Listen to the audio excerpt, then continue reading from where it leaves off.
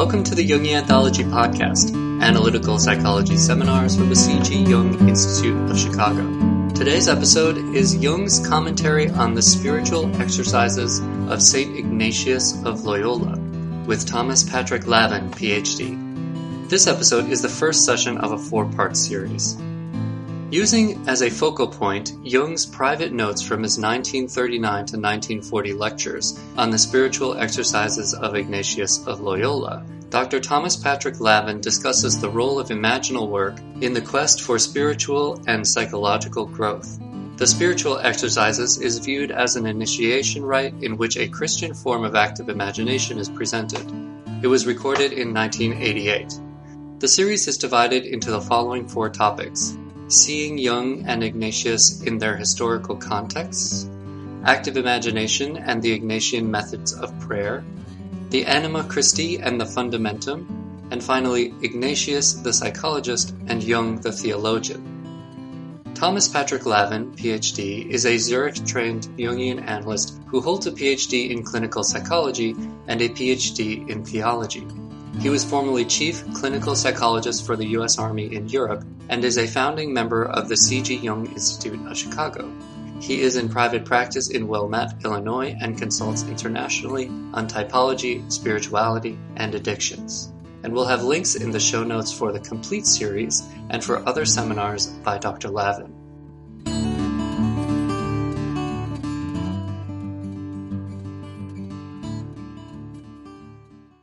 Ladies and gentlemen, first of all, I would like to thank you for coming to these series of lectures and for your interest. Our topic during the next 4 weeks is the role of imaging in the spiritual life. From June 16th, 1939, until June 22nd, 1940, Carl Gustav Jung gave a series of 21 lectures at the Swiss Polytechnic Institute in Zurich.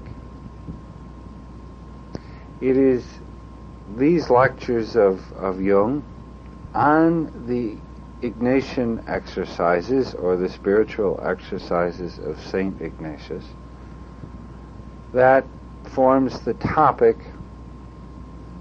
of the next 4 lectures. And so the title is The Role of Imaging, or the Use of Images in the Spiritual Life.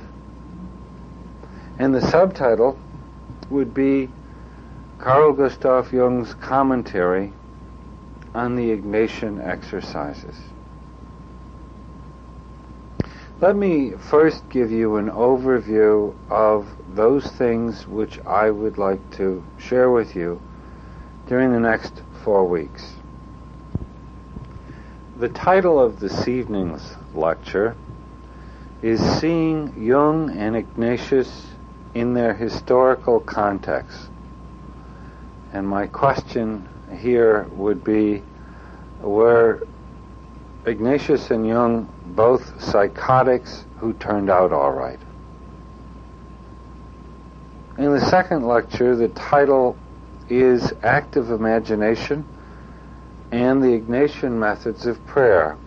And my question is, does God speak only to TV evangelists? The third lecture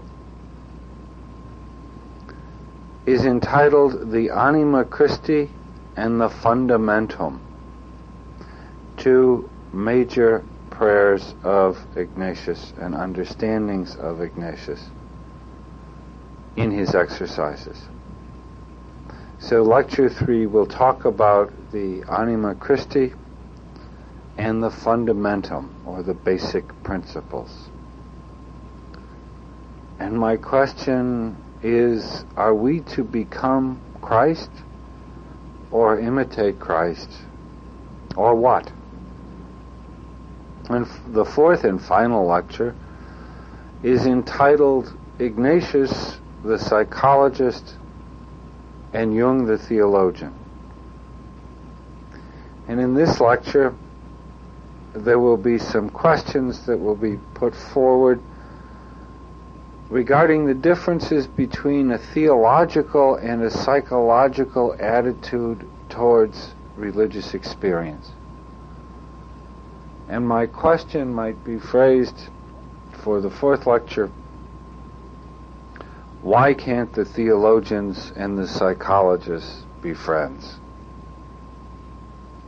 And so this, I hope, will serve to give you an overview of the areas that I would like to discuss with you, share with you, during the next 4 weeks, as we pursue and try to understand a little bit better Jung's commentary on the Ignatian exercises. I realize that I am talking to a heterogeneous group. There are some of you who know a lot about Jung and active imagination, but very little about Ignatius of Loyola.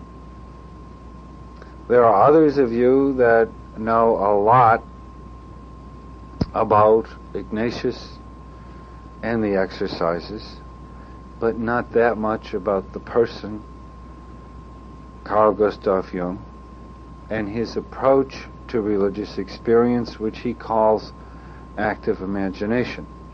And so consequently, you may find that in these lectures I may be repeating some facts that you already know. And for that I apologize. Some Jungians will hear quotes about Jung that they've probably given in lectures themselves to other people. There will be men and women who have given retreats along the lines of the guidance of St. Ignatius, who will be hearing me give the history of the exercises or history of St. Ignatius, and this is something they've done every year of their lives for 40 years, and I'm sorry if it might seem a bit boring to you. However, when you're dealing with a mixed group of people, I feel it's best not to assume things. Better to go back to basics, better to share basic ideas, so that one or another group is not really left out. This morning when I was shaving, and forced to look at my own persona, I had to laugh because I said, what are you going to do today? And I said, you're going to, well, one of the things in the evening is you're going to go to Loyola University and lecture to men and women about the exercises of St. Ignatius. And I thought, my God, what hubris.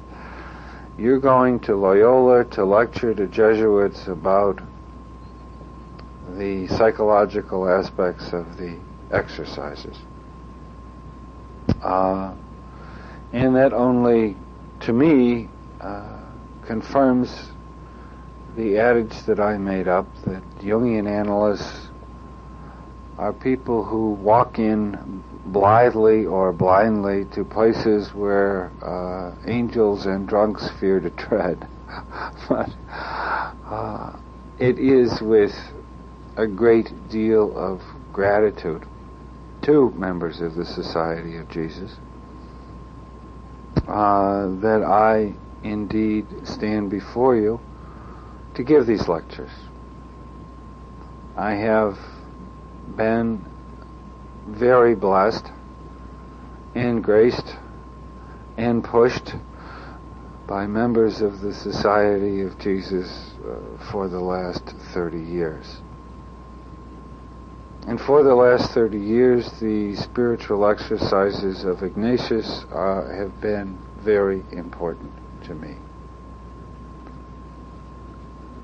I would also like, on the very beginning, to give thanks where thanks are due to several people that have helped me better understand the topic that we're going to enter into, hopefully more deeply, in the next 4 weeks.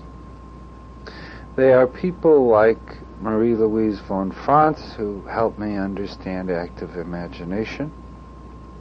Barbara Hanna also has been very important in her work and her lectures in my understanding of active imagination. Jesuits like Hugo Rana, Bob Doran, who's up in Toronto, Fred Maples, who is the first Jesuit to become a Jungian analyst. I thank them for their helping me understand different dimensions of the exercises of Ignatius that I did not see before. I would also like to thank a Jungian colleague of mine, Wolfgang Gigerich. Wolfgang Gigerich is an analyst in Stuttgart and has written and worked on a psychological understanding of the Ignatian exercises. And I plan actually in the 4th and final lecture to counterpoint, if you will, the work of Bob Doran and Wolfgang Gigerich in terms of their differing understandings of religious experience and the spiritual exercises. Or you have a Jungian analyst misunderstanding, I think, Ignatius, and a Jesuit scholar and fine person, Bob Doran, who understands the exercises but does not totally understand Jung's approach to those exercises in these lectures that he gave in 1939 and in 1940. And so I would like to thank these people who've helped me. I would also like to thank some of my patients who have been members not only of the Society of Jesus but other religious orders of men and women, who've been able to help me understand the importance of the exercises in their lives, in their own formation, and the importance of the use of imagery in their own spiritual life, in their coming to terms with the divine, both inside and outside. And so I would like to thank also my patients who've been very important. My purpose is to offer you Jung's commentary on the work of Ignatius of Loyola. I cannot offer you all of these 153 pages of, or more than that actually, 202 pages, I think, of insight. But it is my hope to take the most salient points of this monograph of Jung, which has not been published. It was Jung's request that these series of monographs not be published initially, although I do believe that they will be published in the future, edited and published in the future. Consequently, the only ones today, or right now, who have access to these monographs, these 21 lectures, are Jungian analysts. Only a small portion has ever been published. And therefore it's my hope to be able to share some of these insights of Jung so that we can really understand both Jung, where Jung and Ignatius come together, and they do in so very many places, and where they're disparate, as they approach the symbolic or the spiritual life. I would like to begin tonight's lecture with two quotes. The first quote is perhaps too often quoted. It is from the philosopher George Santayana, and I'm sure many of you know it. The quote is, "Those who do not know history are condemned to repeat it." It seems to me that it is imperative that Jung and Ignatius and the spiritual exercises be seen in an historical context.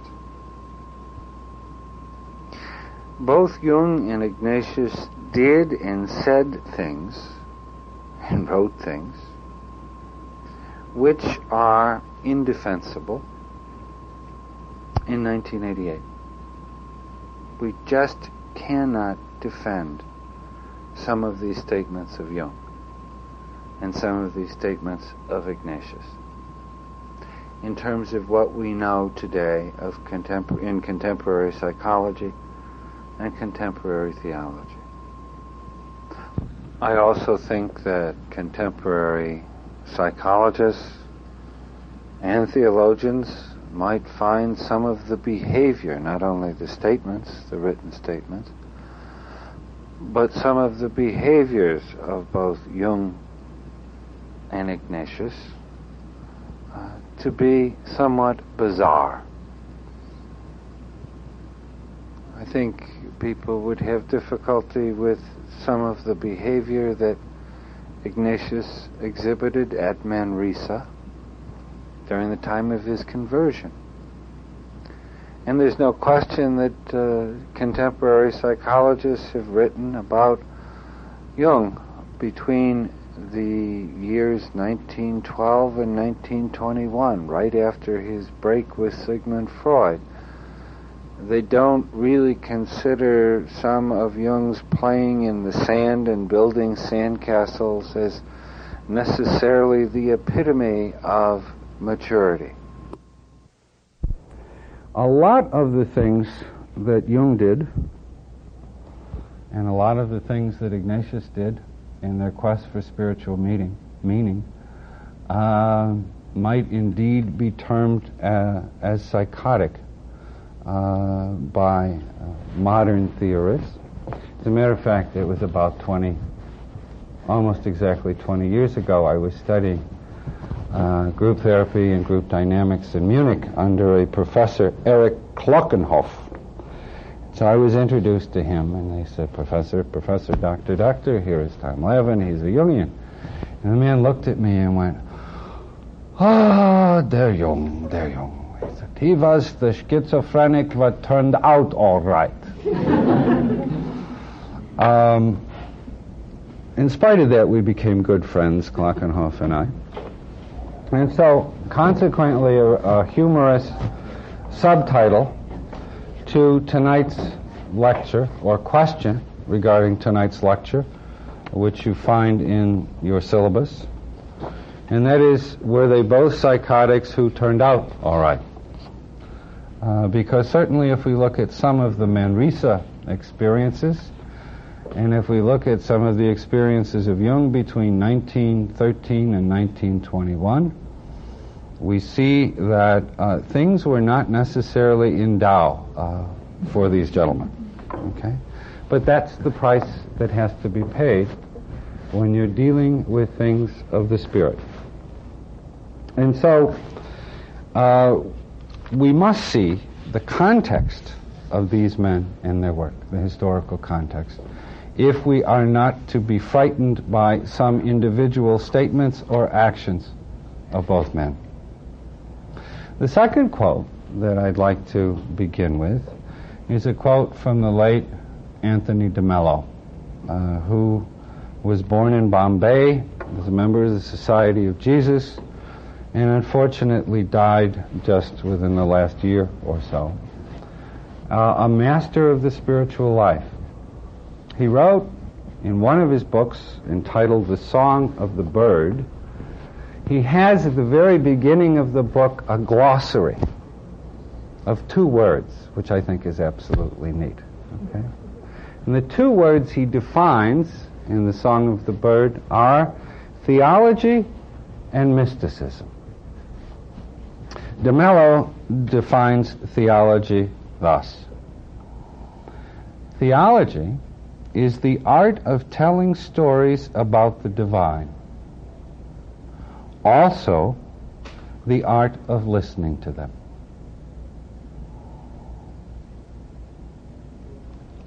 When I read that, I thought, oh my God, where was he in 1960 when I began theological studies? Anyway, the art of telling stories about the divine and also the art of listening to them. His second definition that he gives us in his 2-word glossary is mysticism.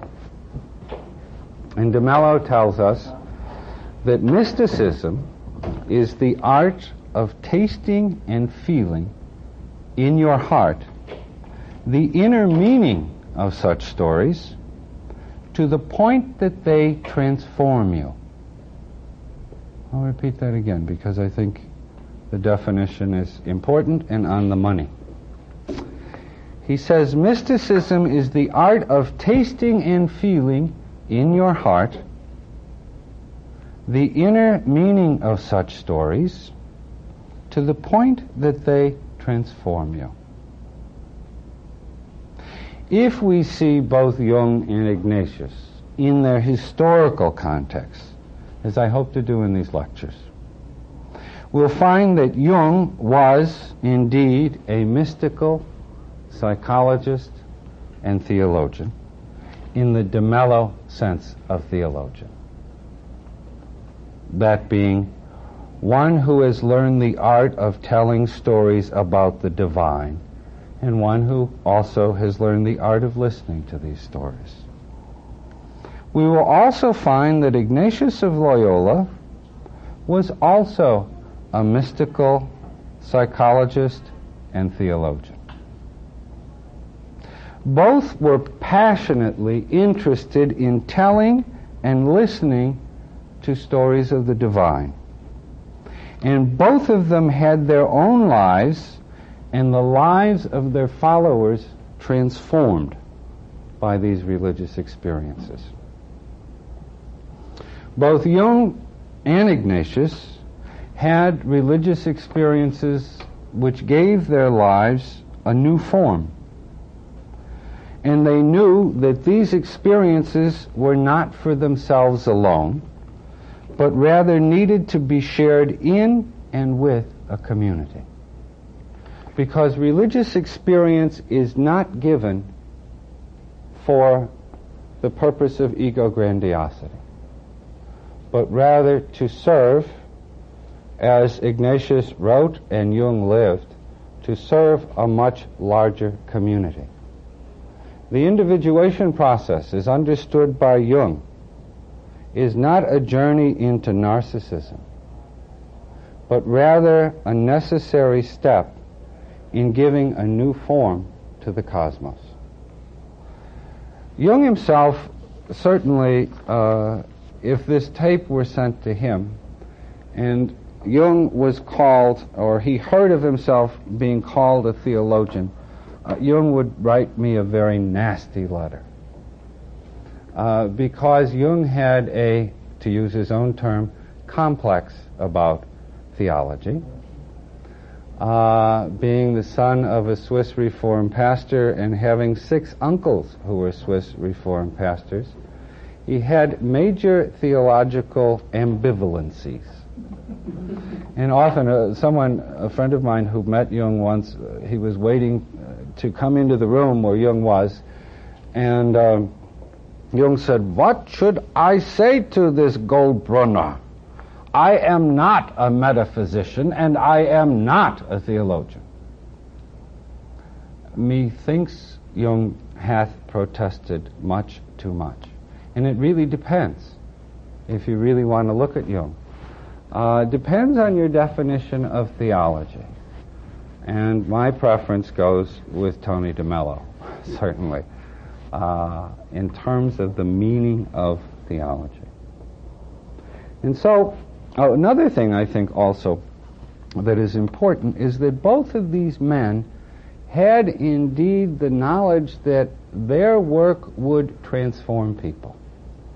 Both of them knew and were bothered by the fact that they had followers. It was sort of a bittersweet reality. Especially the second time Ignatius was thrown into jail in 1527, and we'll get to that a little bit later. Not only was Ignatius tossed in the can, but his followers as well, which caused him quite a bit of pain. And so the idea of followers, the idea of giving back to the community, there's a particular quote where Jung talks about the fact that he was aware that his psychology is meant to transform lives. And this was after his 80th birthday.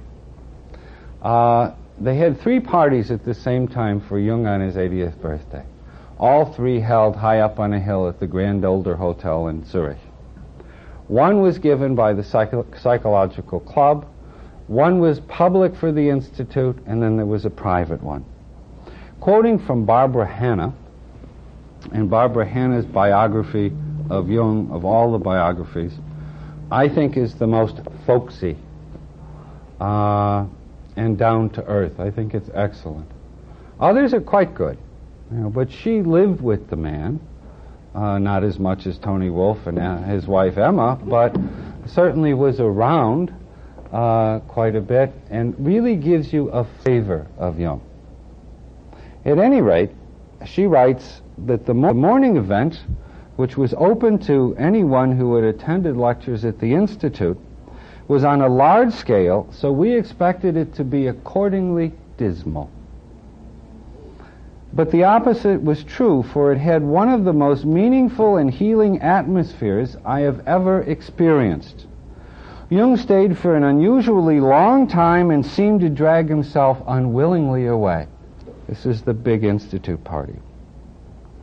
That same evening there was a small dinner party consisting of all the high-ups from the many Jungian groups all over the world, and from the curatorium and the lecturers at the Zurich Institute. The atmosphere was the exact reverse of the morning. Jung was very pleased to receive a bound copy of Mysterium Conjunctionis, but on the whole he looked anything but happy, and he left as early as he could. This contrast struck me so deeply, writes Hannah, that I asked him a few days later about it, as he was engaged in his favorite occupation of chopping wood at Bollingen. Jung said, "I'm sure there must have been a great many good spirits there that morning. And I think they mostly belong to people that we don't even know. But those are the people who will carry on my psychology. People who read my books and let me silently change their lives. It will not be carried on by the people on the top, for they mostly give up Jungian psychology and take to prestige psychology instead." I think both Jung and Ignatius were aware of the fact that having followers is indeed a two-edged sword. Okay? And so we are trying to look at Jung, the theologian, and the psychologist. And Ignatius, certainly a psychologist, and definitely a theologian. I find it interesting, an article written by Karl Rahner, actually a speech given in Vienna in 1974, October of 74. Reference is the 19th volume of the Center of Ignatian Spirituality. Rahner writes on Ignatius as a theologian for the New Age, or a New Age theologian. It's interesting that we're reading in Time magazine and so on about Jung, as the psychologist of the New Age.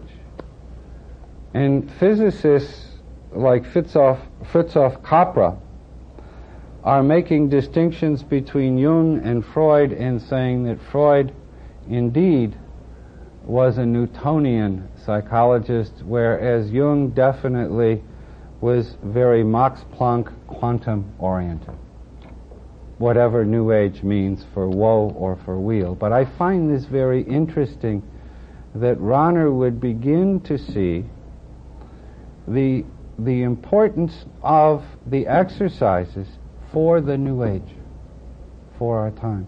The importance of Ignatius not only as apostle, but also Ignatius as theologian. He makes an excellent point in that case. So, that's what we are about.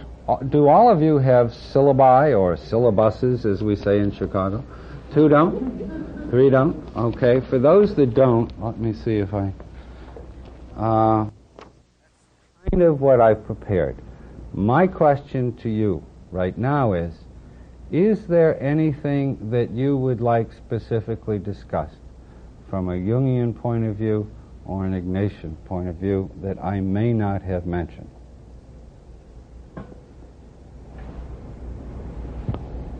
Yes, please. Discernment of spirit you mentioned only sort of as a joke. No, it's not a joke. We really have to deal with discernment of spirits because it is a very important question, which Ignatius really posits over and over again. The question, especially in terms of when I'm feeling what he calls either consolation or desolation. Where does this come from? Where does my ecstasy come from, or where does my depression come from? And how can I find out?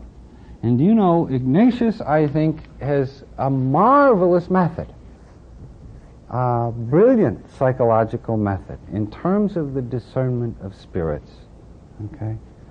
And all of this, really getting ahead of myself, but all of this really has to do with the acceptance of the belief in spirits.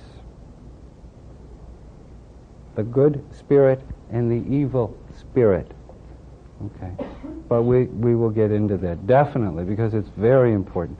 As a matter of fact, there's a lecture that I want to go to myself, going on the 27th of July, from 7 to 9 o'clock, given by my friend Jupp von Beck, who is a Jesuit here at Loyola. He's talking on the discernment of spirits at Shield Center, where my family and I worship on Sundays. And I called Jupp up and I said, this is unfair, I want to go to your lecture. He said, well, I'd like to come to yours. And we both commiserated with one another. And maybe if this thing works and is screwed on right, we can change some tape. So the discernment of spirits is extremely important in the spiritual life. And so we'll deal with that. Any other, but I will emphasize that. Yes? Comparison of views of selfhood, the nature of self, the dynamics of self, of course there is something. Okay. Question is it possible to bring in the nature of the self or dynamics of the self somewhere in here? I definitely am going to keep it in the back of my mind. There's one instance in particular where I talk about, and that's going to be next week, I think, when I talk about Ignatian methods of prayer and the dynamism of it, in particular the typology that is there. Okay? There's a whole other issue of the dynamism of the self that Ignatius was painfully aware of, and that is when he talks about a consolation without previous cause. Okay? So there are different types of consolation that one receives.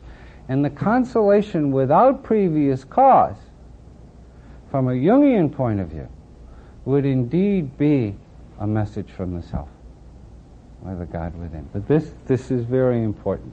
Also the distinction, and we're going to get to this hopefully a bit this evening, talking about the role of the I and the not I in the spiritual life.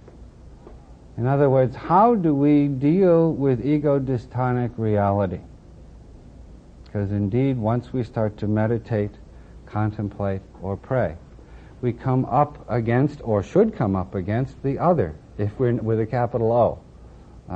Or, as some people say, Almighty God, G-A-W-D, okay? So that one comes up against otherness.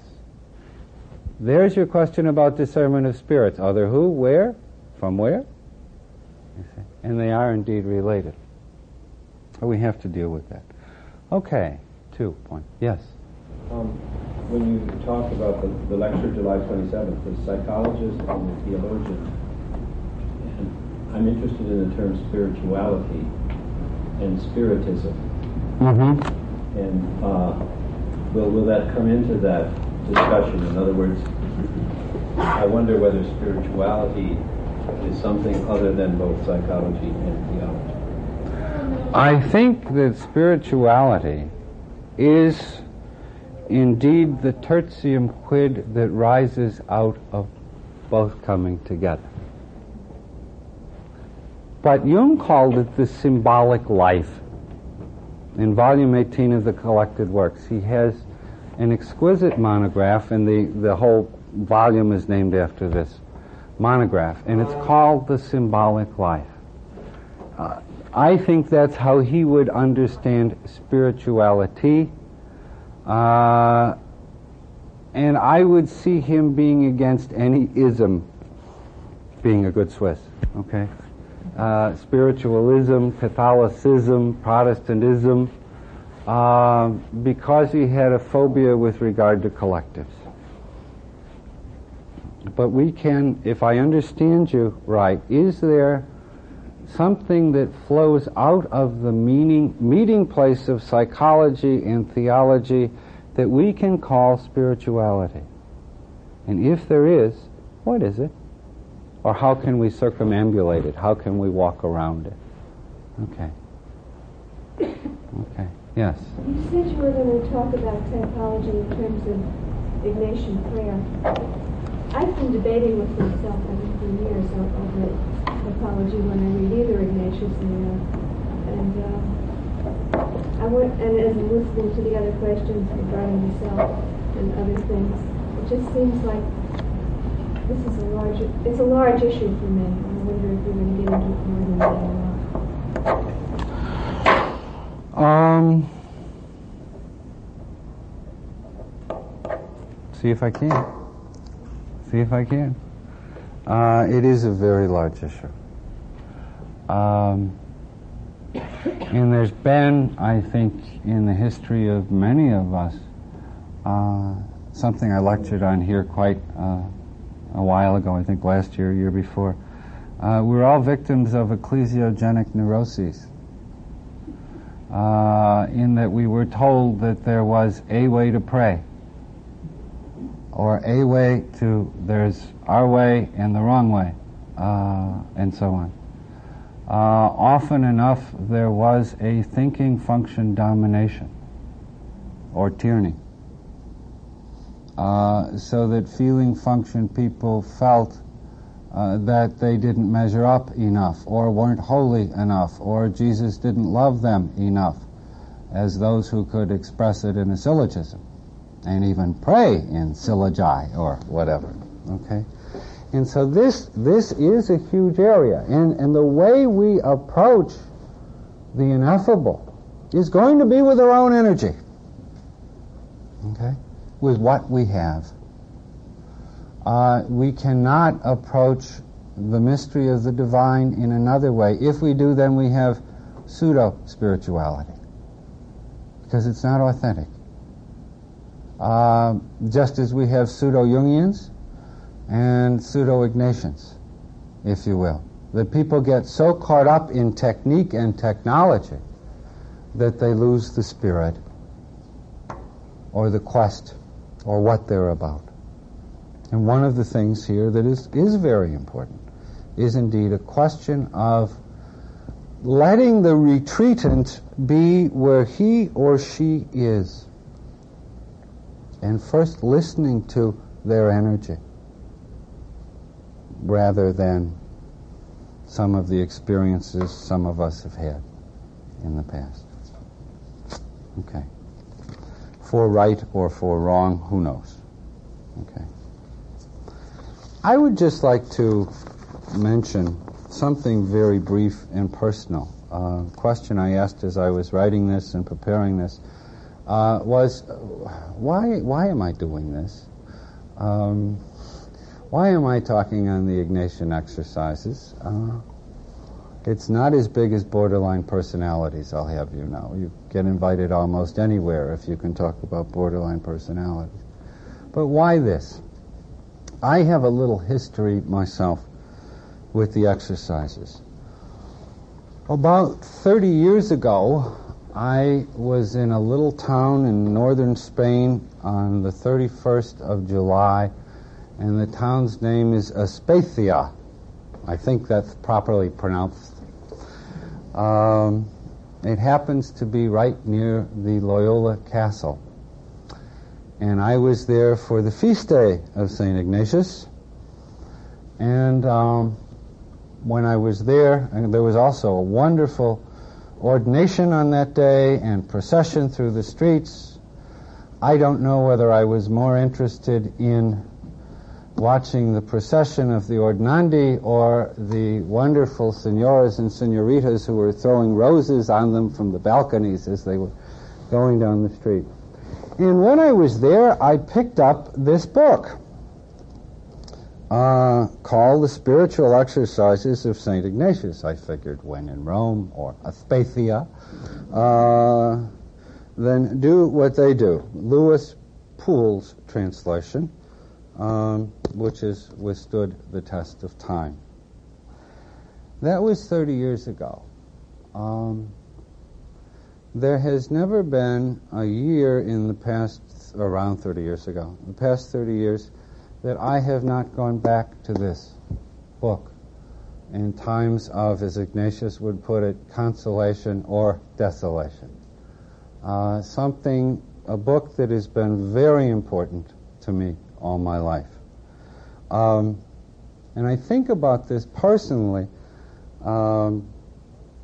We were invited after the procession and after a wonderful, sumptuous banquet 30 years ago in July to stay the night and to spend some time with some of these people. And unfortunately, I had a date with a girl from Shreveport, Louisiana in Paris the next day on the 1st of August. And I've often wondered what would happen had I stayed rather than off to Paris. Anyway, it started my interest, if not absorption, started about 30 years ago. And I'm reminded of a book that was just out recently called Inside AA, an author by the name of Robertson. Quotes someone talking about the AA fellowship and says, the person says, I came into AA to save my ass, and I found my soul was attached to it.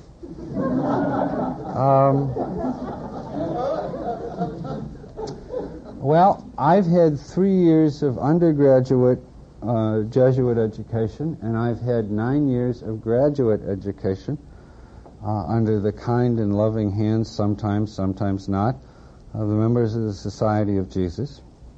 And I can really say that there really hasn't been a time in my life in the past 30 years when there hasn't been some Jesuit or Jesuit-educated person who hasn't been present either to save my ass or save my soul or do both at the same time.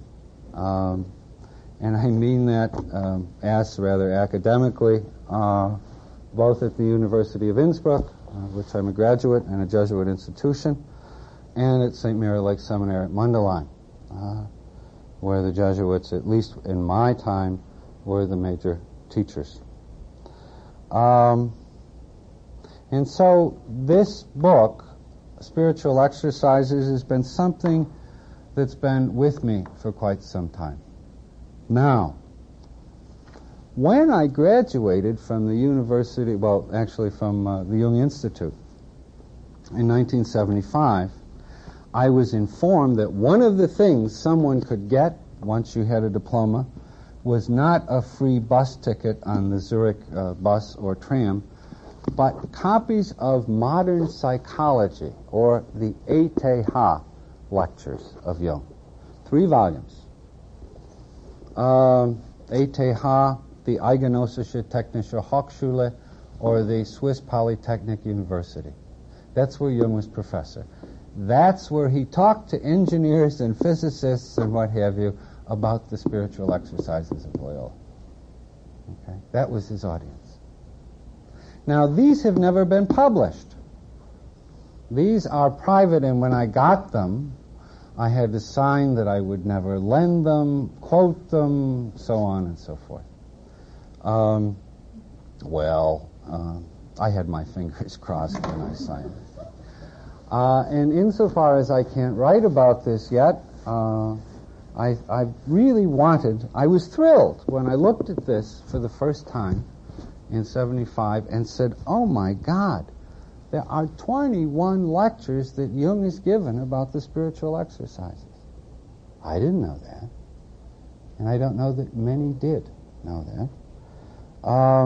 And so I said, someday I'd like to share these insights with people. Well, it's 12 years since my family and I have returned from Europe, and I guess it's about time I may be ready to share some of these things. By the way, I called William Maguire, who is the editor of the collected works of Jung, and I said, when are these things going to be published? You know, the ETH lectures. And he said, no one has plans to publish them at all. And I said, to whom do I write the nasty letter? And he told me, and I did, because I think this information should be given to really people who are students of the spiritual life, not necessarily Ignatian scholars. And they should be talked about and discussed in a historical context.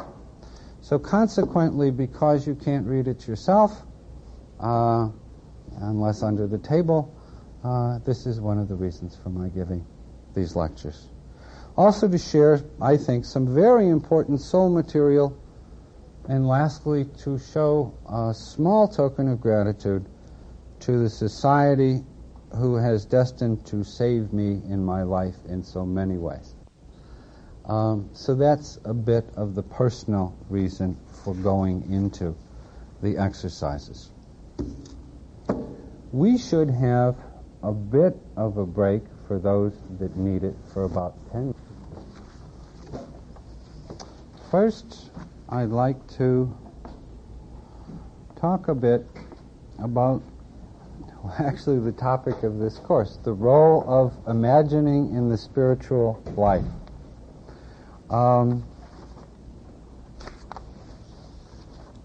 This whole topic, I think, is absolutely pivotal. In other words, what role does the use of images, imagining, play in the spiritual life? And why is this important? A book that I can suggest with regard to imagery in general is a book by Samuels and Samuels called Seeing with the Mind's Eye. Okay, it's an overview of the use of imagery for healing, receiving images, imagery in psychology, imagery in healing, imagery in religion. It's quite good, well illustrated. It's a nice overview. Not as deep, let's say, as Campbell's book on imagery, Joseph Campbell's book on imagery, but quite good. Anyway, in this book they have a whole chapter on the role of images in the spiritual life. And Samuels say, they come right out with it in the very beginning, and they say the spiritual life is visualization. Okay? Pretty strong statement. And what they're doing basically is remembering the work of Eliade, the sacred and the profane. And what they're saying is that we do indeed need a way to approach the sacred, to leave the cares of everyday life that swallow us up, and we need a way of getting to the sacred, which is indeed a different order, a different space, a different place. Okay? That the sacred, this reality, goes beyond our limits of space, time, and causality. It's a space that deals with paradoxes, where things are themselves, but they're not themselves. Okay?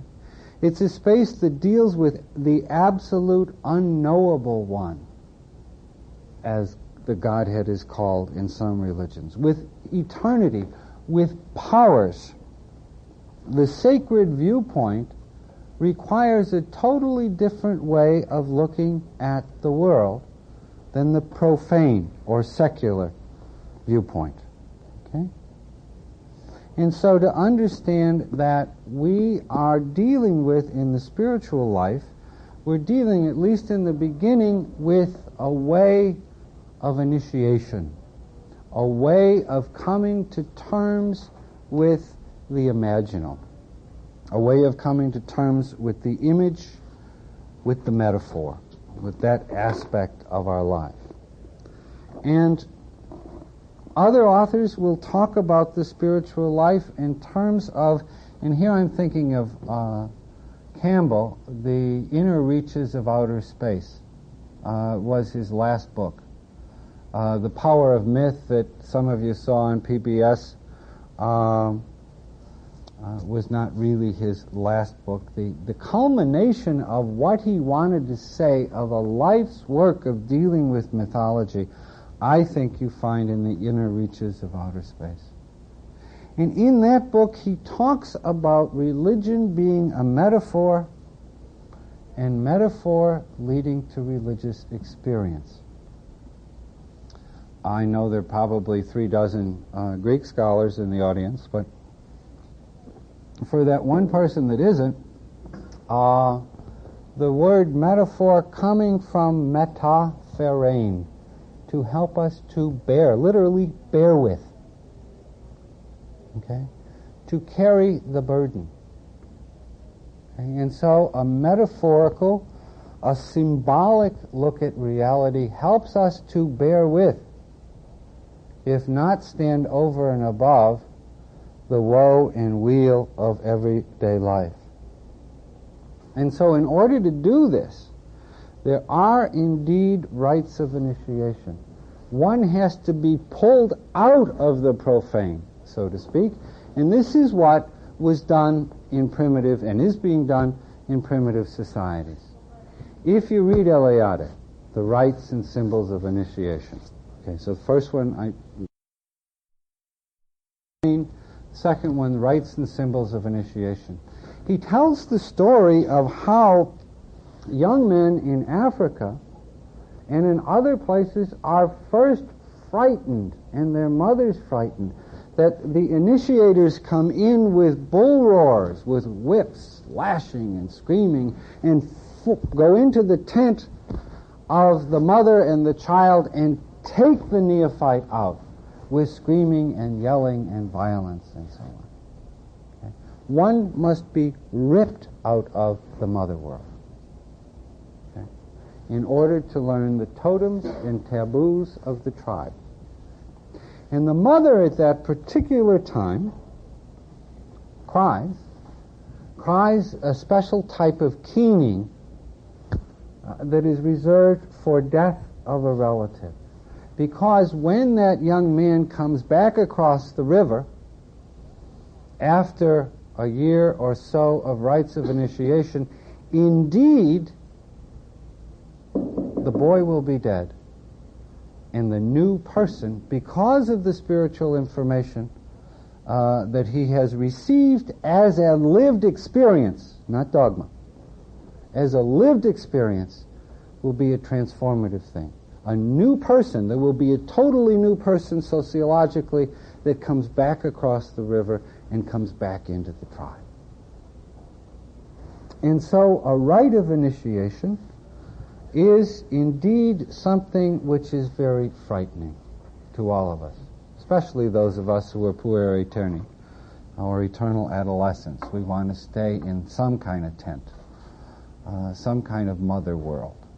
Don't really care to go out and have our teeth pushed in by people who say are initiating us into a greater life.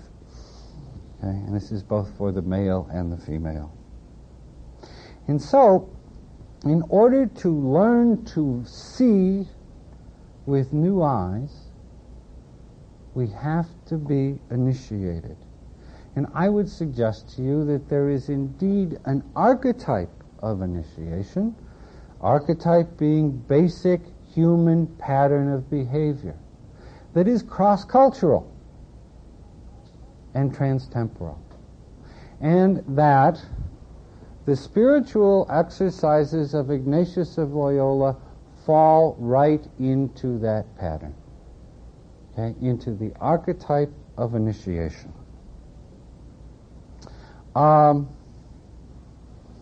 We need not only to be initiated into the life of the Spirit, but we also need to find a way back to the world of matter.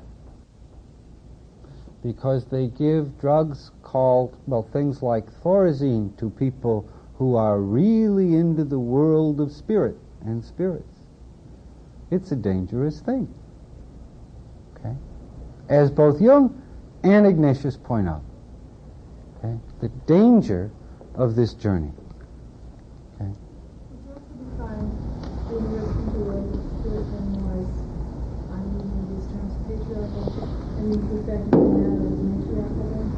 Yeah, you could.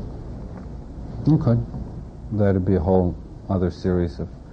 Or you could be torn apart by the matriarchy and run for cover to the patriarchy. It all depends on the context of your own family of origin, as well as your ethnic culture. I'm thinking in terms of you using matter in terms of mother, you referred to do that before, and then father being the patriarchal idea. Okay, that is one prism through which to look at this very complex reality. But it's not the only one. It's certainly valid. Certainly valid. So that we need, I guess we could say that man is a meeting place of matter and spirit. That humankind is indeed the place where matter and spirit come together. And that we have a need to make spirit matter and to see the divine spark at the core of our material universe.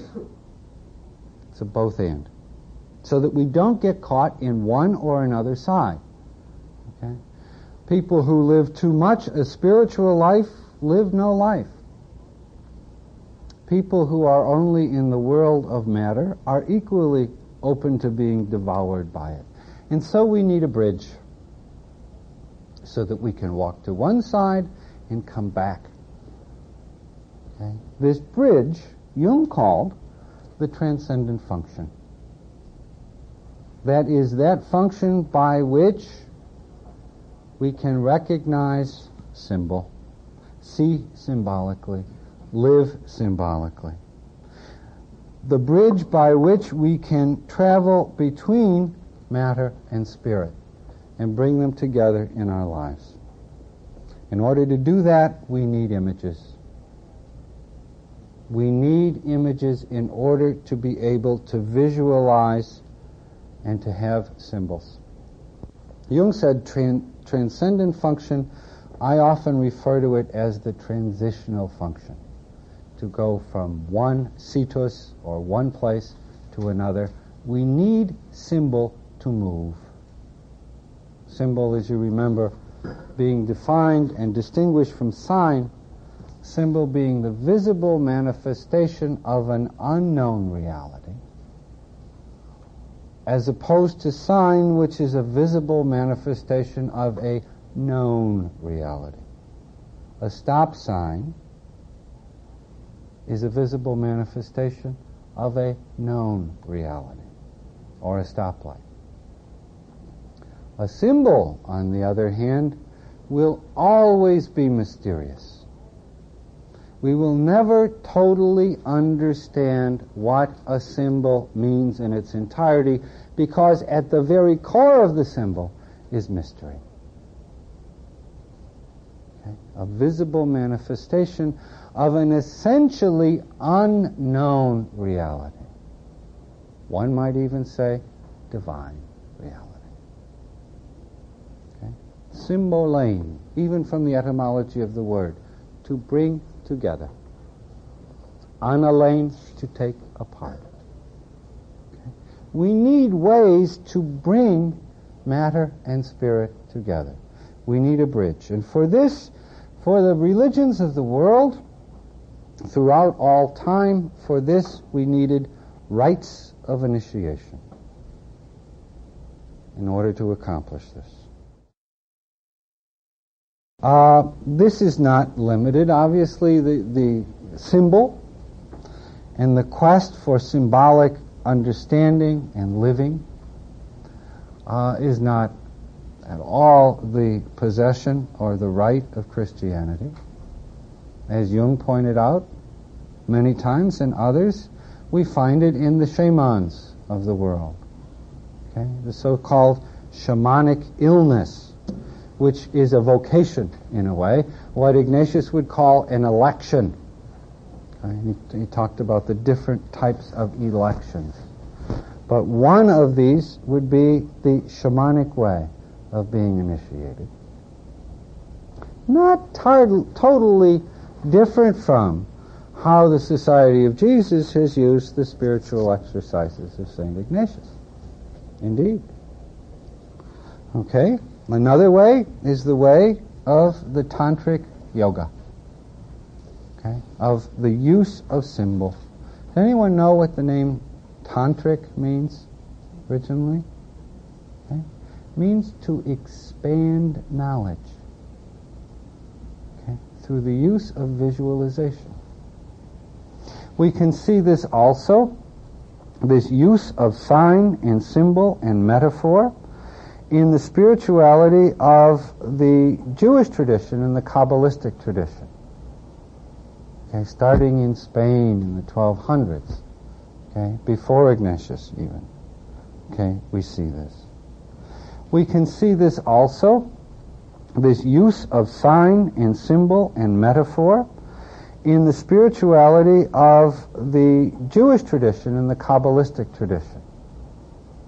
Okay, starting in Spain in the 1200s, okay, before Ignatius even. Okay, we see this. We also see, and I'm wondering about this, and I didn't pick this up in Jung's work, we also see a book being written, and you'll find it in the Criticum Patristicorum, a book written by Ignatius of Antioch around 150 AD called The Spiritual Exercises. Now what I'm wondering is, when Ignatius had his conversion, and we'll get to that, he got the life of Christ, and we know who wrote that, but he also got the lives of the saints. And I'm just wondering if old Ignatius of Loyola didn't perhaps read a little bit about his namesake, Ignatius of Antioch, who indeed, in the first century after Christ, had spiritual exercises. Who knows? I certainly don't. So it's part, this imaging is, these spiritual exercises are part of traditions of all religious traditions, of all times. They are indeed the way into the divine and the way back from the divine. I think the moving back and forth is very important. Okay? No one wants to be an airhead or psychotic for Jesus, or Buddha, or anybody else. Okay?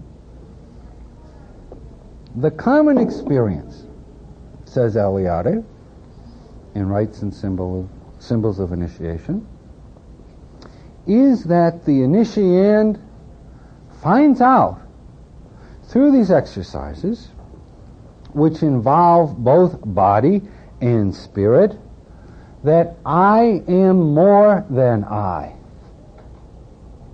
Okay?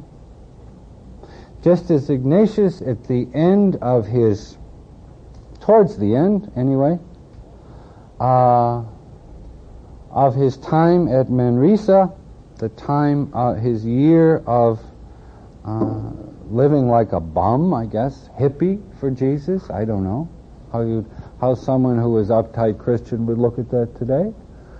He was sitting by a river very much like Buddha sat under the tree. And he had an experience, he writes, of illumination that went beyond the scriptures.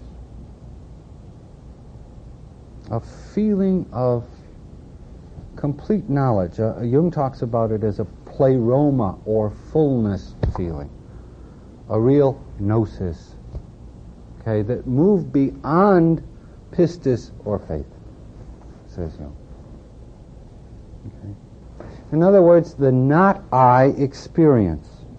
That there is more to me than me. In Jungian psychology, we would say that Ignatius found that his own ego was only a part of his self, and not all of the self. This is an experience that anyone in any religious tradition comes to. The experience of illumination, the experience of light. Okay? And here we could talk about Ignatius's vision of the sun. Okay? And seeing Christ as the sun. The sun being all cultures, all times, symbol of the self. So Christ as Erdinger in his book Ego and Archetype talks about Christ as a paradigm of the self for Ignatius of Loyola. How does this come? It comes through the image. Okay. And so we have to see, the question we ask ourselves is, or many times is, oh my God, have I gone too far with this stuff? What do I do with this not I? I am not in control. We have this feeling. Okay? Ignatius certainly was not in control. Okay? When for months he didn't shave or clean or wash his clothes, and he was suicidal, we know, once from his autobiography. Another time he was told by his spiritual director, enough with the fasting already. You're killing yourself. Okay? To the point that around this time, I'm getting ahead of myself, what the hell is it? Around this time is when Ignatius had the vision of the serpent. Okay? First vision of the serpent, which was a source of consolation. Later vision towards the end of his Manresa time, if I remember correctly, is vision of the serpent next to the cross. And the serpent did not have the brilliance which it had in an earlier vision. Jung talks at length about the vision of the serpent. And in the beginning, the serpent, okay, and what is the serpent? Do you have 3 days as a symbol? Okay. The serpent, Jung saw anyway, as really a sign of the instincts. The serpent in the chakras. Okay. And so seeing the serpent really as a sign of healing, and Ignatius was doing harm to his instinctual, physical, material side.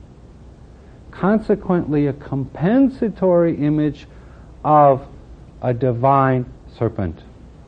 In other words, to see matter, his instinctual side, as something containing a spark of the divine, and therefore Ignatius was not to destroy himself with the fasting that he had, and scourging that he had been doing, which comes out of the devotee tradition,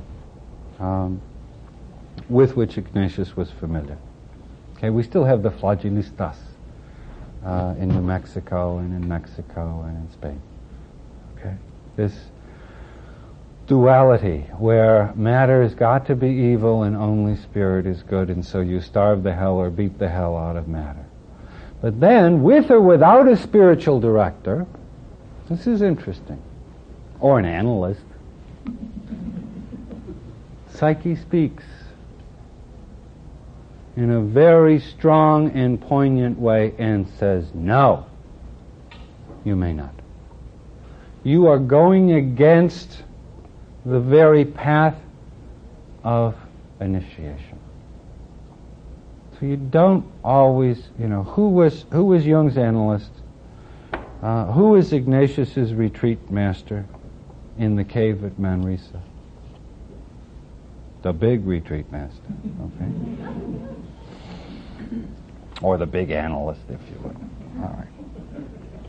And so we can get into a situation where we're dealing with ego-dystonic reality, and it can be frightening and destructive, as well as consoling, illuminating, and uplifting. There we come to a discernment of spirits. There we come to the need of a guide.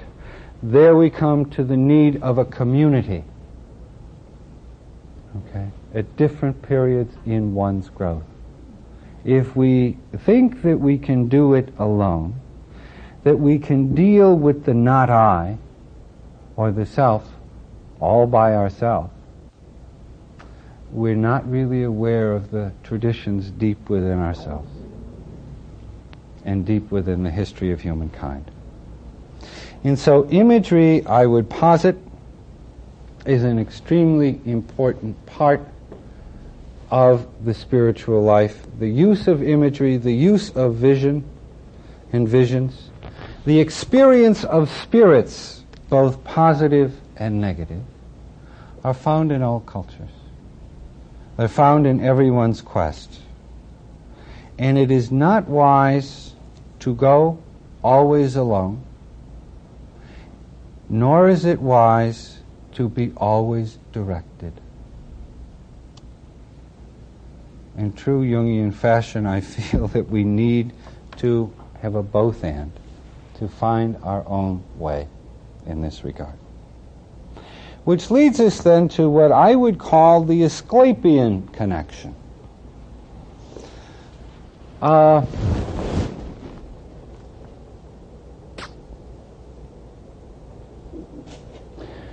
The whole rites of initiation, as experienced in the spiritual exercises, are part of a pattern. The pattern, as we know in our own Greco-Roman culture, can be traced definitely back to the cult of Asclepius in Greece. In this cult of Asclepius, and you all remember Asclepius with his caduceus and so on, the snake, by the way, okay, as a sign of healing, which Ignatius got as a gift from his self, from his God, within, by the way, without benefit of clergy. This snake, this healing rite of Asclepius, demanded an incubation. I would say my point here is basically in plain Chicagoese, the root of the retreat movement is indeed in Western tradition the Asclepian tradition of incubation. Okay. Why someone went to the Asclepian temple at Epidaurus or went to the island of Kos was because they were not switching cultural terms in their own Tao. Okay? They were unbalanced, which is the same word that we use for neurosis. Now, if you really read all the books on neurosis, you get, or some of them anyway, you come up with the idea of, what these people are talking about is a lack of balance. Depressive neurosis, anxiety neurosis, phobic neuroses, obsessive-compulsive neuroses. These people have a real balance problem. Okay? They've lost it. They've lost their way. And so too in ancient Greece, people were either physically or psychologically ill. One of the ways of being cured was that one would go to the shrine of Asclepius to be healed. And one of the major things done in the shrine, the Asclepian shrine, was to have an incubatory dream. Jung would later call big dream, or a dream coming from the collective unconscious. That would be a waypointer, if you will, or a balancer, if you will. Certainly the snake dream of Ignatius of Loyola was indeed a balancing dream. Certainly the dream of Jung as a young man of God shitting on the cathedral at Basel was a balancing dream, if you look at his home of origin. Okay? And so people went to the Asclepian sanctuary. The word, of course, is temenos, holy space, sacred space, to incubate and to find out what psyche would send them by way of dream or hallucination or what have you, to right them, to heal them. And then they would go back after being healed, after dreaming their dream and having the effects on their body and their psyche, they would go back to where they came from. But once they came back, once they reached the mainland, let's say from Kos, or came back from Epidaurus, they had a new name. They were called by people therapeutes, one who lives in the service of the god Asclepius, the wounded healer. Okay? And so that's where we get our word therapist from. Someone who has been wounded, who has incubated and been initiated in that incubation, and then is, by the very fact of having been healed, is indeed a servant of Asclepius, a servant of the healing God. Okay? Part of her or his identity. And so when we're looking at the retreat movement, when we're looking at spiritual direction, we are looking at, I believe, the Asclepian connection. Should one go to an analyst or should one go to a spiritual director? Who has more authority? Who owns her or his own shadow and woundedness more? For me, now. That's the person I'd go to. I don't give a good goddamn about the credentials. Credentials of the soul. But there are those who are both analysts or spiritual director companion who've never been alone on any island in their lives and felt their pain and dealt with the not I and dealt with their own psychoses and dealt with the strangeness of it all. Who wouldn't know Asclepius if he came up and hit him over the head with his caduceus? But they've got lots of things after their names in either a theological camp or in a psychological camp. but they never sat by a river or under a tree and went, "Ah!" It never happened. And so I think the question of spiritual direction or psychologist, analyst, is a question not of the head, but a question of the heart. If you can go to someone and something inside of you goes, "Ah!" you may be in the right place.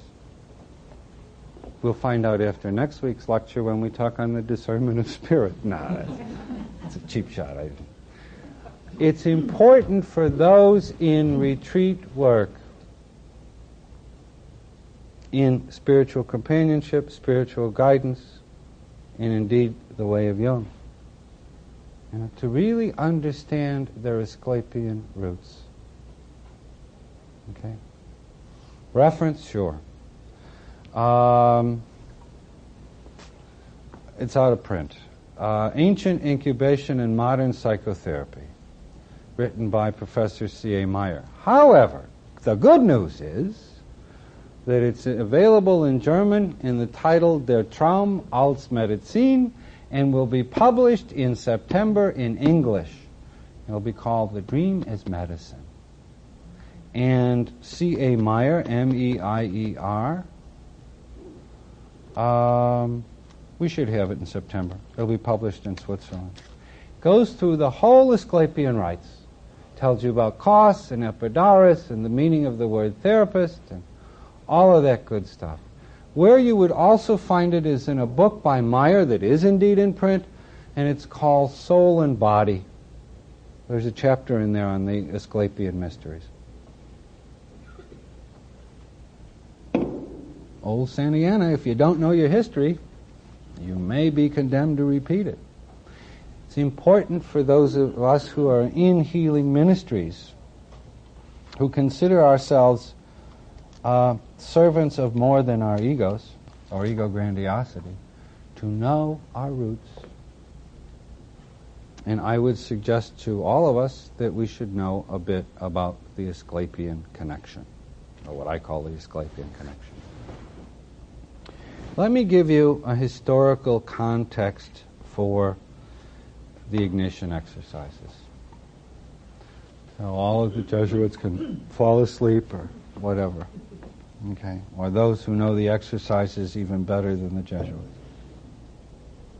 Ignatius of Loyola, if we were to look into his life, we would see 4 major periods.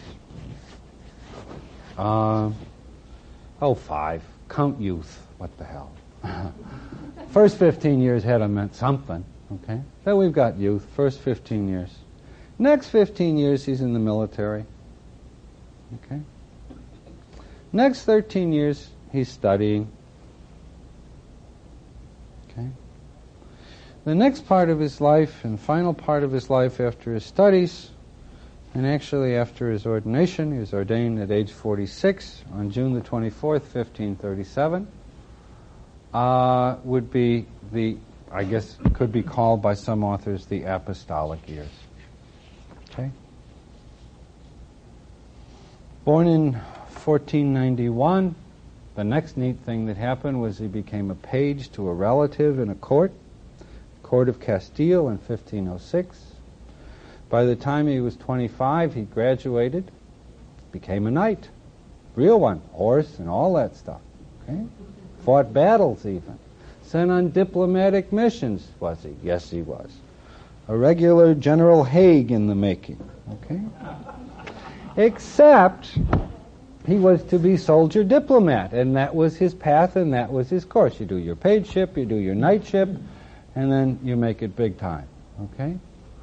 Except that unfortunately on the 20th of May, 1521, in that town where they let the bulls loose once a year to run around, Pamplona, Ignatius caught it. Cannonball. Interesting. Ball. Symbol. Anyway. Wounded. Right leg fractured. Left leg hurt a little bit, but not fractured. taken home to Mama Loyola. Okay? Is looking for a good, racy, nighty novel. Didn't have the Parsifal myth. Not around yet. Okay? What do they give him? The Life of Christ, Life of the Saints. So, that's what started it, all right. As he was there, convalescing from May the 20th, 1521, until somewhere around the 22nd of February, when he told everybody goodbye, that he was going to give up smoking for good, and that he was going to Montserrat, which he did. A very important part of his background, because there's a whole history, the Abbot Cisternas, a whole history of the spiritual direction. And Jung talks a lot about this in terms of the roots of this whole thing. Montserrat was a place in northeastern Spain where from February 22nd until March 24th, Ignatius decided to, and actually did literally give his sword, put his sword in front of a statue of the Virgin. Okay? Because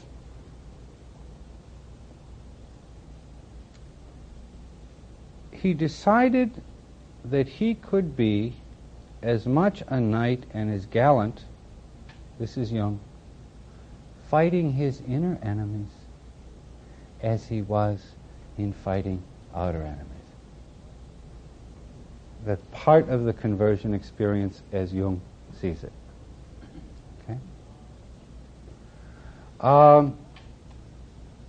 What indeed happened when he was reading these books, the life of Christ, when he was reading the lives of the saints? Indeed, what happened was a conversion experience. Okay? Was a deep religious experience, where someone who was devoted to a career path of being a knight and in the service of his Lord and a certain lady, Ignatius writes, or had written for him, the whole idea of chivalry, that he found his soul and he found his love. And if there's anything I think that would typify the life of Ignatius of Loyola after the 20th of May, 1521, it was indeed that he had a love affair. He was a man possessed, a man in love, because people who aren't in love don't act that way. Okay? Totally possessed. From Montserrat, he only remained there a month. He went to Manresa, about 30 miles outside of Barcelona. He spent a year there. I talked about this before. He went through all of these via purgativa, things of scourging and fasting and so on and so forth, which was part of the Spanish tradition at that particular time. Certainly he was told about this at Montserrat. Okay? He did indeed receive many visions at that particular time, and for our interest, it was there that the spiritual exercises began. Okay? Important. It was not his writing of exercises and then his conversion, but rather he's writing from his own experience. Okay? About religious experience. And not canned at all. These notes began at the Manresa time. He continued this through his studies, by the way. Finally, they were finished in Paris at the end of his studies in 1535 and approved by Pope Paul III in 1548. By that time, that was the end of the exercises. I mean, they had their form. In the meantime, after his conversion experience, He made a trip for a year to the Holy Land, wanted to stay, had plans. The Franciscans said no, he couldn't stay.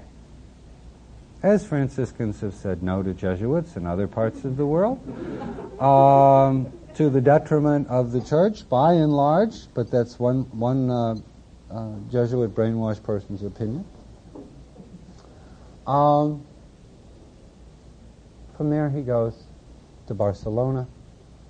From there he goes to Alcalá. From there he goes to Salamanca. In the earlier two places he is imprisoned by the Inquisition 2 times. Second time at Salamanca with his followers. He's tried by the Inquisition. Okay? You've got to see the context of this guy's life, or else you'll read in the exercises rules for thinking with the Church and say, no, I don't believe this stuff. Okay? However, understand the context in Ignatius's life. He was nabbed by the Inquisition twice. Snuck out both times.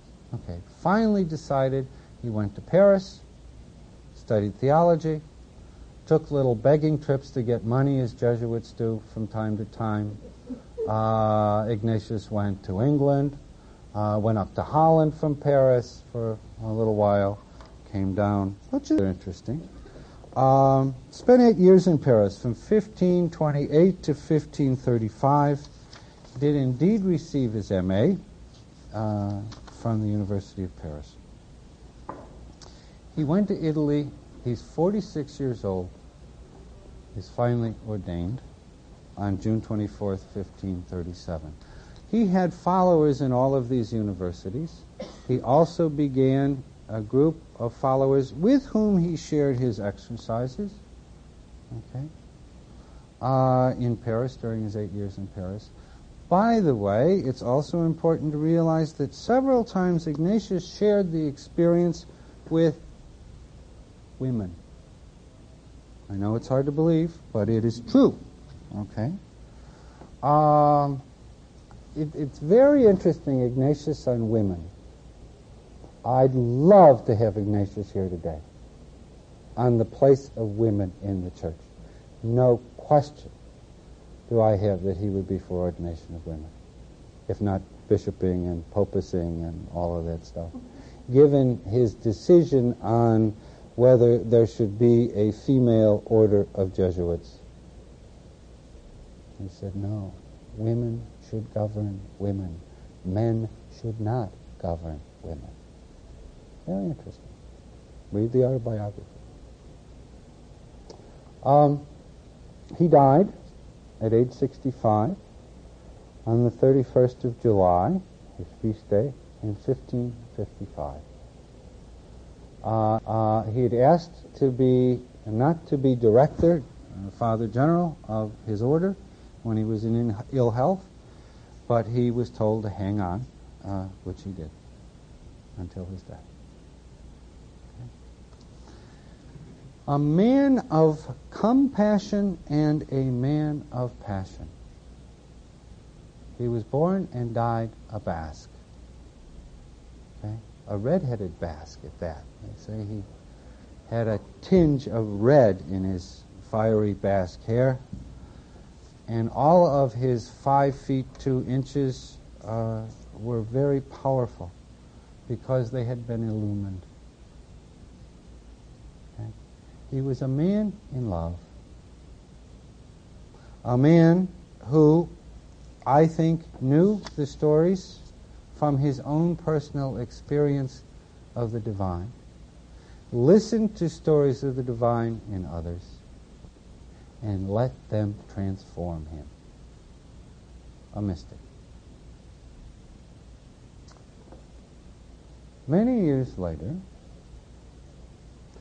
just before Hitler broke through Czechoslovakia, and then later Poland, 1st of September 1939, we have a series of lectures by Carl Gustav Jung on the spiritual exercises of St. Ignatius. Jung was roundly criticized during and after these lectures for giving them. People said, what the hell is he talking about some Jesuit saint in Switzerland for when they're not even allowed in the country, when there's a war going on the other side of the border? What does this have to do if he's so smart? Why doesn't he talk about things that are important? Okay? Instead of the spiritual exercises of Ignatius of Loyola, or instead of tantric yoga. Okay? Great. The world's on fire. This man is gazing at the navel of religions and saying, we really need to look at sin. Doesn't make any sense. And yet it makes all the sense in the world. Because Jung was there, and I talked last summer with my teacher, Professor Meyer, who told me all sorts of stories about how he and Jung were in Berlin in 1935. And they watched the Hitler Jugend. And they spoke to Goebbels. And they saw Himmler. Okay? And they also saw Martin Goering, Hermann's cousin, who was their Gastgeber, their host for the Berlin conference. Scared the hell out of him. Couldn't believe it. He knew not only his own dreams and dreams of his patients, he saw Hitler. He was 10 feet away from Hitler. Okay? And he knew at that particular time that there was indeed an initiation process going on, an initiation into the Third Reich, an initiation into Sigmund and Sieglinde, that the Valkyries were raising absolute hell within the Teutonic breast. And he had the courage to give a series of lectures in 1939 and 1940 on rites of initiation east and west. Tantric yoga, Ignatius of Loyola. Do you see what he was doing? Do you see the context in which this came out? Okay. He said, according to Barbara Hanna, when people gave him a lot of trouble with regard to this, wanted him to change his lectures, and Jung talked about, he talks about it in a book, a commentary on The Secret of the Golden Flower.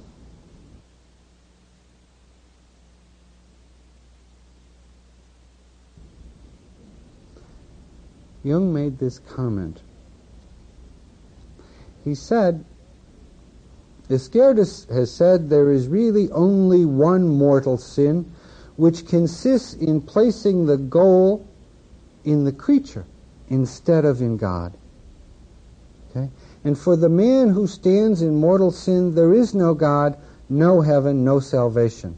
Jung's comment to that part of the exercises was that according to this, at this time in history, in Western Europe, he said, well, practically all of Western humanity is in mortal sin.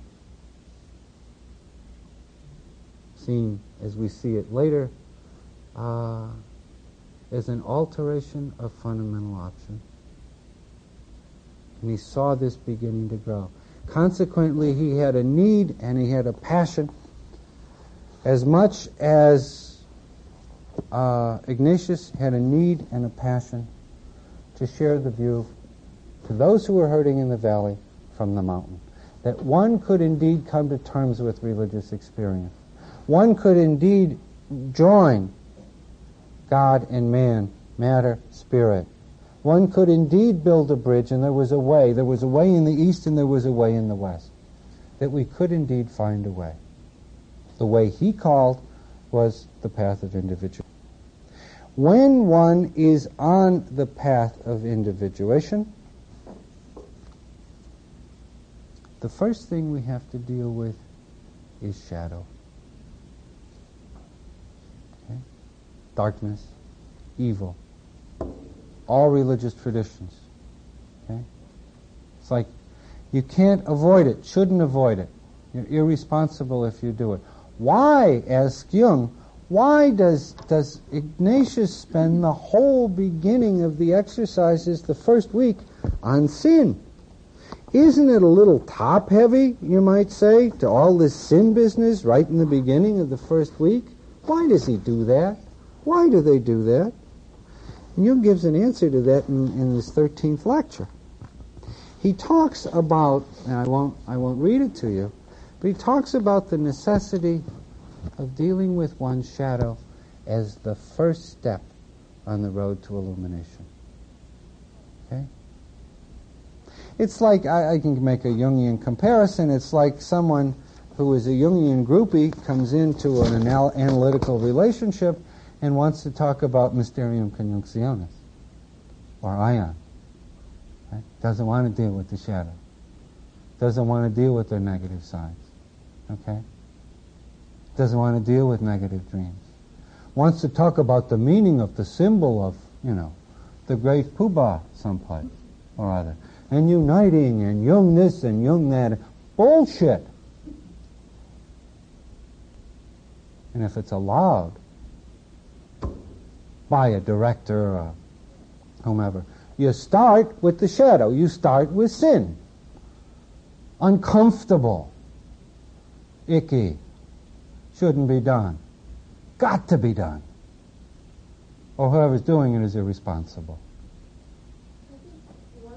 Wait, please. Let me finish. Okay? I want to talk a little bit more about the first week. I wanted to do it now, but we had to put things in historical context. Okay? But the realization, however one views sin, from a psychological point of view, we're dealing with evil. We can't be spiritual or psychological Pollyannas. Okay?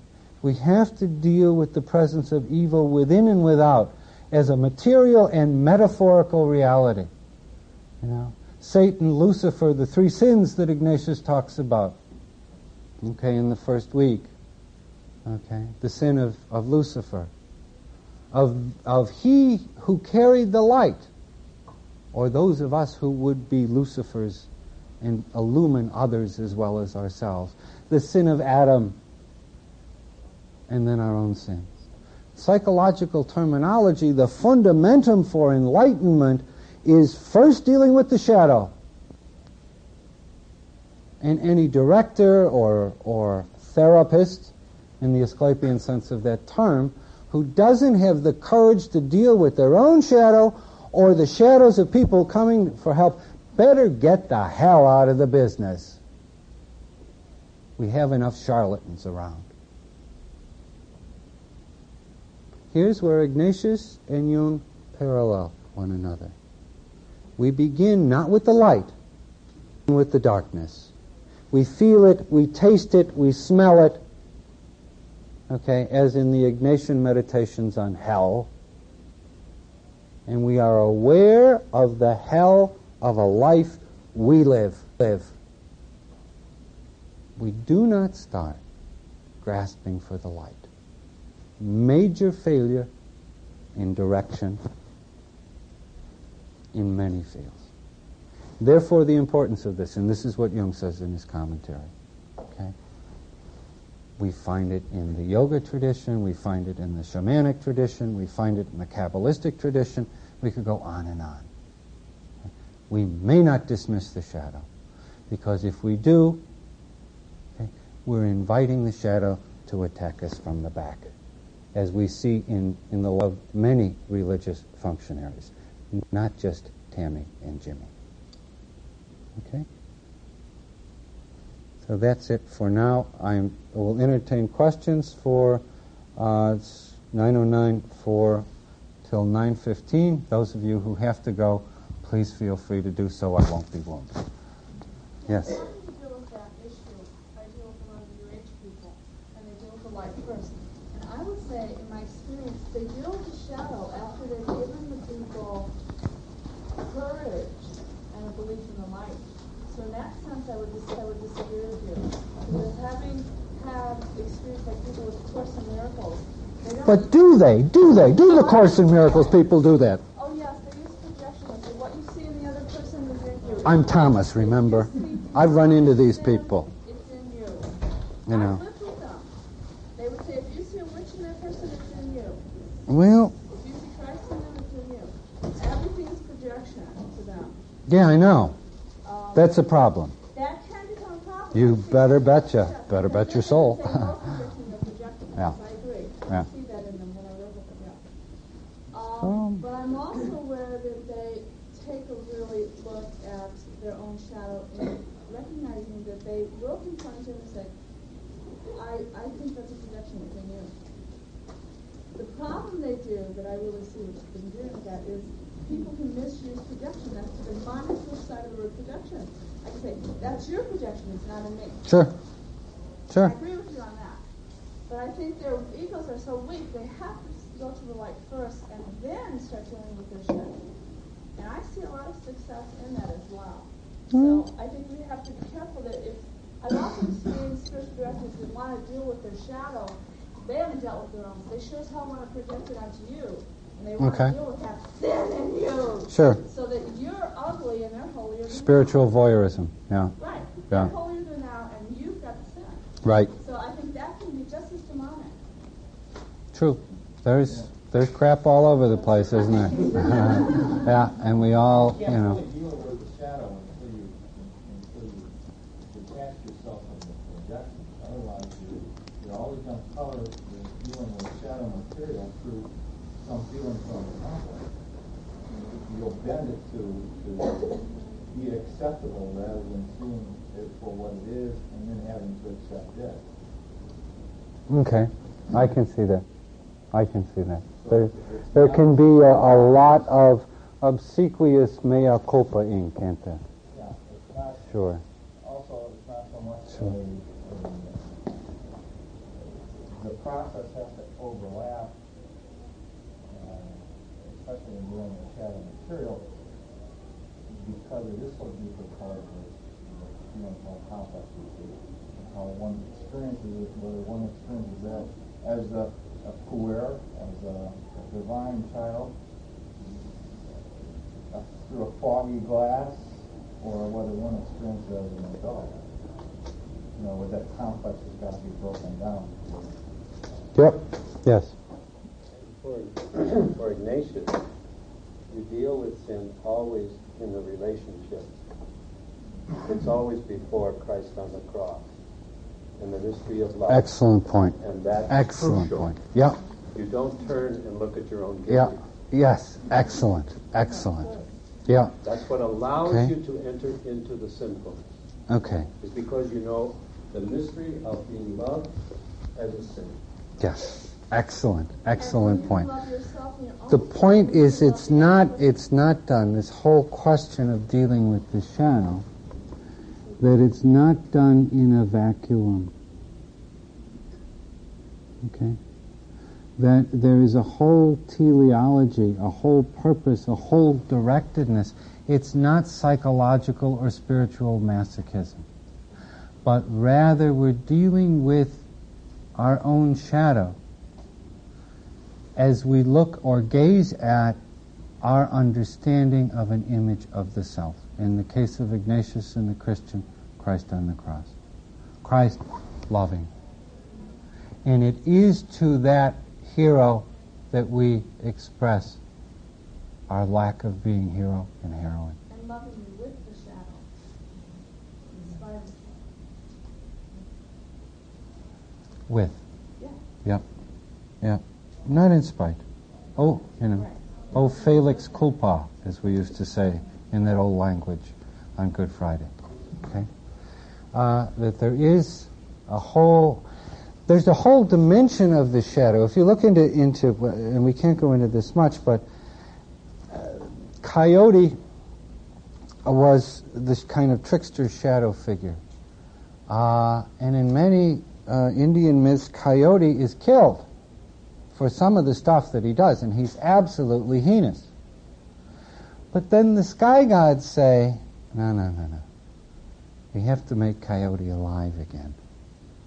We know he did bad things, but we need Coyote, because Coyote belongs on the earth. So they breathe life back into Coyote again, and he's off doing his things again. Okay? The gods do not tolerate the existence of the world without a shadow. We all have our coyotes. Okay? We all have our birds. Okay? There's a great German saying, and it goes, and I'll close with this. They say, Jeder hat ein Vogel im Kopf, aber der nicht weiß, hat ein Adler. We all have a little bird in the head. But those that don't know they have a bird in the head have an eagle. So it goes with our shadow. Thank you for coming tonight.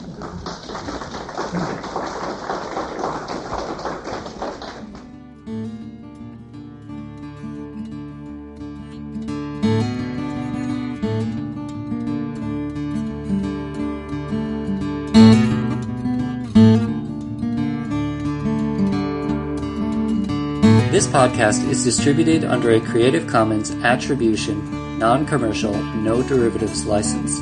Share it all you like as long as you maintain the attribution to the speaker, but please do not change it or sell it.